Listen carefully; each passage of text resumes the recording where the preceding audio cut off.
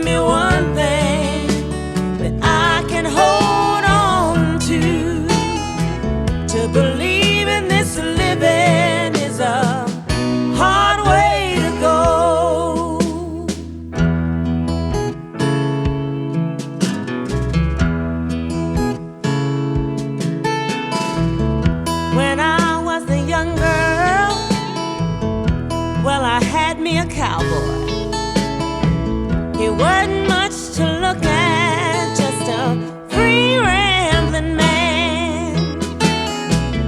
But that was a long time, and no matter how I tried, those years just flow by like a broken down dam. Make me an angel that flies from Montgomery.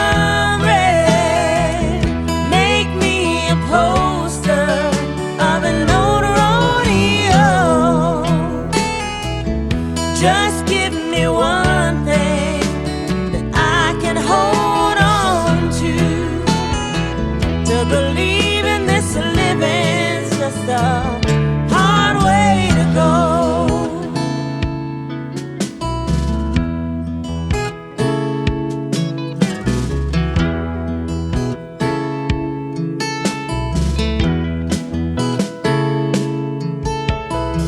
There's flies in the kitchen, I can hear them there buzzing,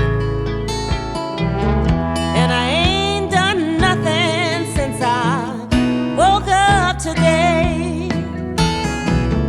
How the hell can a person go to work in the morning, then come home in the evening and have nothing to say? Make me an angel that flies from Montgomery. Make me a poster of an old rodeo. Just give me one thing that I can hold on to believe in this living's just a hard way to go. To believe in this living's just a hard way to go.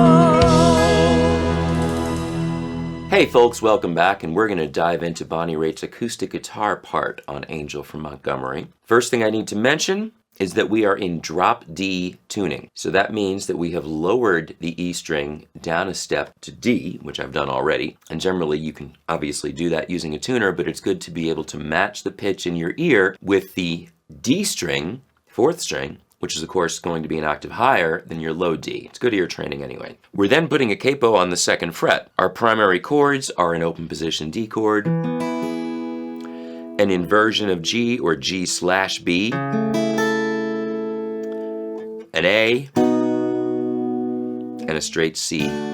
That's pretty much the extent of it in a couple of licks. This is a finger picking song. I am using a thumb pick, and I will say that I highly, highly, highly recommend thumb picks. And so when I strike my 6th string with this thumb pick, I'm just sort of dipping towards the floor, but my entire thumb is involved, and so I get a nice full round sound. I like the thumb pick because if I have it pushed down a little bit so it's more at the pad of my thumb, it saves me from the tendency to arch the wrist to try to get the thumbnail to the string. Bonnie plays primarily, as many blues-oriented players do, with the thumb and 2 fingers. I can't swear to whether she brings the ring finger into it or not. I'm going to say that she likely doesn't. That's more of a classical thing. But what we're going to be doing is playing a lot of alternating thumb. So essentially what you might call a modified folk pick or even a Travis type pattern. And alternating thumb and fingers. So if you're new to this will be a very good place to start, simply to take a D chord, and we're going to bounce the thumb back and forth between 6 and 4. And then I'm going to add my fingers in between. I've got index and middle resting on strings 1 and 2. So I'm already prepared, and this is a practice warm-up. We're going to hit 6, 2, 4, 1. And that alternation is a big part of what's going on here. The other thing we're going to see is some moving arpeggio licks like this, and this is where the song begins. Listen. 3, 4.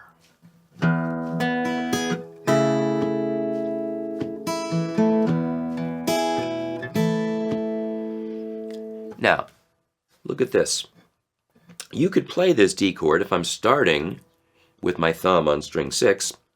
If you use your picking hand ring finger, this could be thumb, index, middle, ring. But it could also be thumb, thumb, index, middle. Here's our G over B, and I am using all my fingers just because that's what I'm accustomed to. But there's also nothing that says you couldn't take index, middle, touch 1 and 2, and do essentially almost a strum by brushing the fingers across. So slow down. I'm going to use my thumb. Now watch this.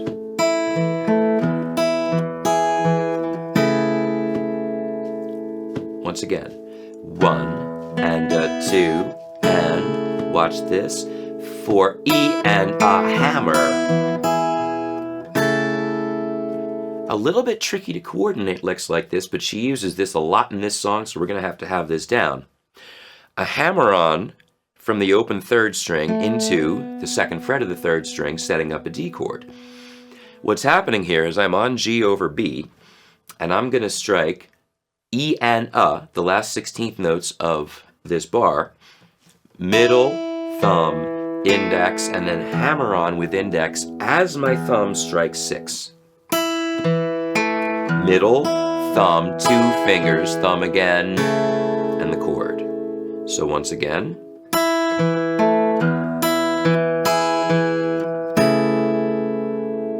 A lick. Since we're in drop D, our F sharp is over here, 4th fret up from the capo, and I'm just going to use index and slide open 2nd fret. Now, I should mention before I go further, when Bonnie plays this song live, she plays this bass line.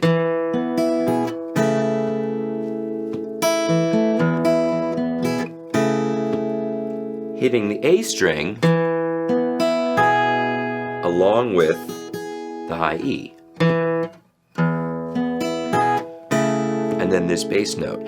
I don't hear that happening, at least in the beginning of this recording. It may be that she just decided to leave the space, or you could just leave it out.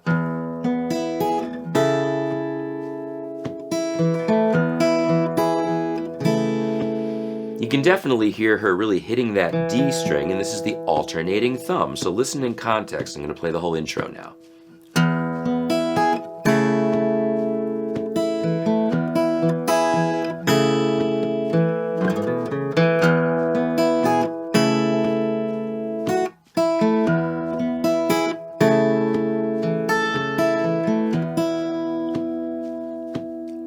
So we're really talking about two figures. We're talking about the roll across going from low to high,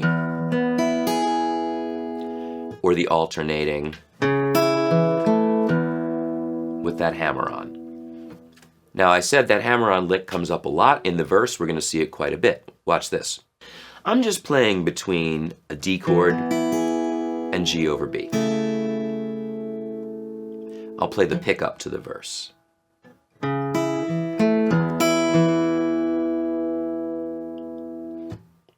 So I'm going to start at the top of the verse, and notice that we can leave a lot of space in this part. This is not a Travis picking kind of part where the thumb is strong all the way through. We've also got the rest of the band supporting the track, right? So sometimes we get things like this, where we might just leave a space, 1 and 2 and then alternating.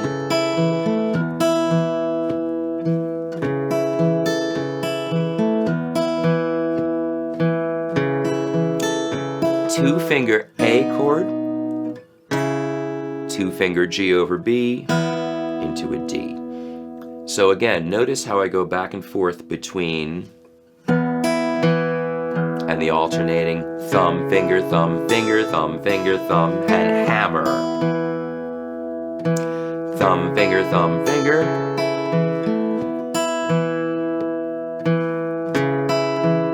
Here's our simple A chord, index, middle, index, ring, and this lick. She uses this lick a lot. We're holding D, adding the pinky to play a D suspended, do a pull-off,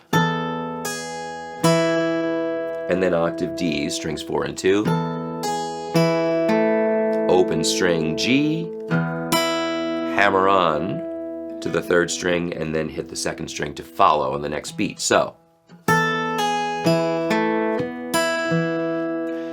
the verse is pretty much consistent, all three verses using this pattern, so it goes like this.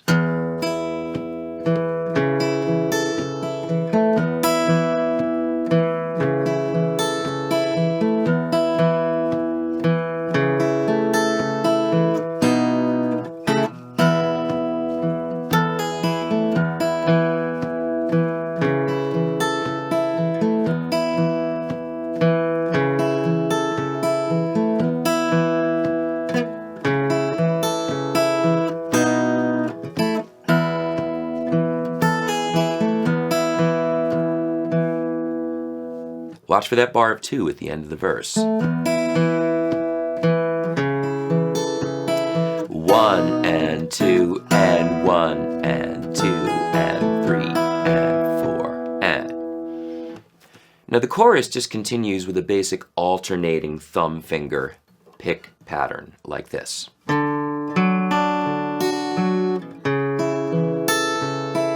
then our lick.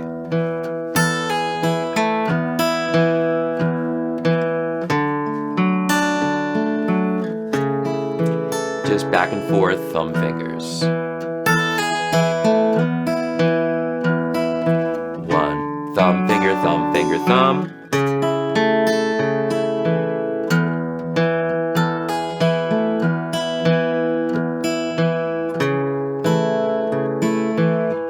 A, G, D.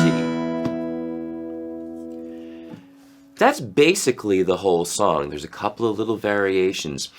When you're listening to these recordings, sometimes you can hear every note of the guitar part and sometimes you can't, but I do believe that she matches that lick that comes in at the end of chorus 2 would be like, well, middle and the end of chorus 2, and then I have to mention the bar of 7/8, so I'm going to play chorus 2.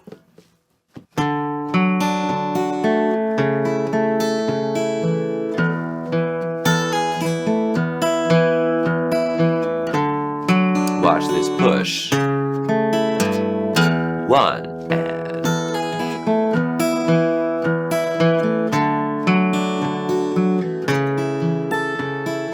again.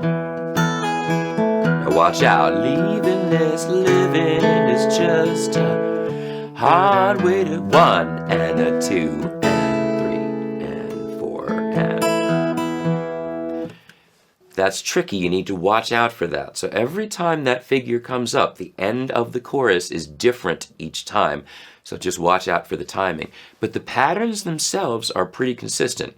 So we've covered now every one of the primary pieces of that guitar part, and it's just a matter, really, of remembering the main sequences and then those little variations. You're likely working from the tab right now, and that's fine, and following along with the video. But know that in order to really keep it straight, what you have to have in your head is the structure of the song, rather the chord sequences and the parts that are the same, how they repeat, when they change, and then amidst the repetitions, what are the little variations? So remembering that the end of the chorus is always a spot you need to watch out for. It's not a terribly hard guitar part, but there's a lot of subtlety in playing it well. And if you sing, playing and singing is definitely a challenge. But it's a very rewarding part to play. And of course, this is the foundation of the song. No matter what else is going on in the recording, the voice and this guitar part are really the heart of the song. And so I hope you have fun digging into this.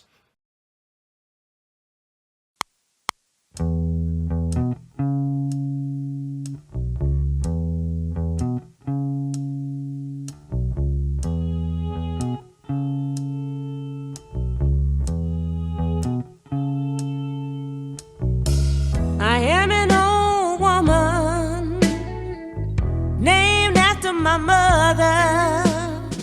My old man is another child who's grown old.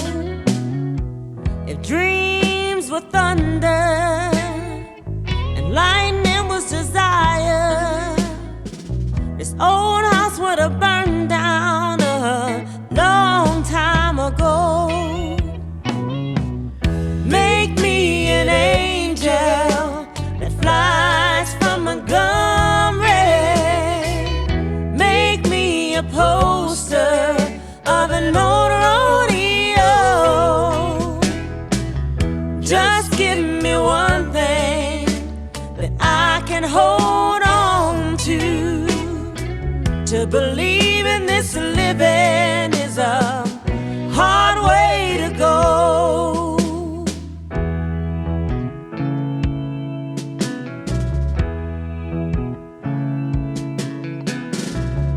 When I was a young girl, well, I had me a cowboy. He wasn't much to look at, just a free rambling man. But that was a long time, and no matter how I tried, those years just flow by like a broken down dam. Make me an angel that flies from Montgomery. Make me a poster of an old rodeo. Just give me one thing that I can hold on to believe in this living's just a hard way to go.